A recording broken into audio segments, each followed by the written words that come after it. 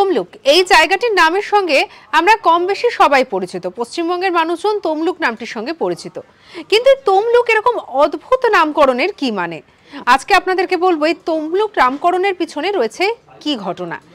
অনেকের মতে যেটা মনে করা হয় বা সেখানকার একটা কথিত আছে, এরকম একটা বলতে পারেন, যেটা বলা হয় যে নাকি এখানকার প্রাচীন রাজার তামার ব্যবসা ছিল এবং সেই ধাতু এই অঞ্চলে নাকি সমৃদ্ধি এনেছিল, এবং সুতরাং এই তামার যে ব্যবসা সেটাকে এখানে বলা হচ্ছে তাম্রলিপ্ত, এবং রাজার নাম ছিল তমরধ্বজা।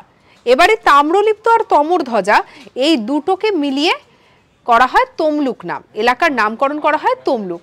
এরকম ঘটনা কথিত আছে এই তমলুককে নিয়ে। আসলে বিভিন্ন জায়গার নামকরণের পেছনে একাধিক কারণ থাকে, আর সেরকমই তমলুকের যদি ইতিহাস ঘাঁটতে যায় তেমনই পাওয়া যায় এই বিশেষ নামটি। তবে তমলুক আরও অনেক কিছু কারণে জনপ্রিয়, সেখানকার মন্দির বলুন বা সেখানকার আরও অনেক কিছুর জন্য তমলুক কিন্তু ভীষণই বিখ্যাত। সঙ্গে রাখুন আজ তাক বাংলাকে, সাবস্ক্রাইব করতে ভুলবেন না অন্যান্য খবরের জন্য।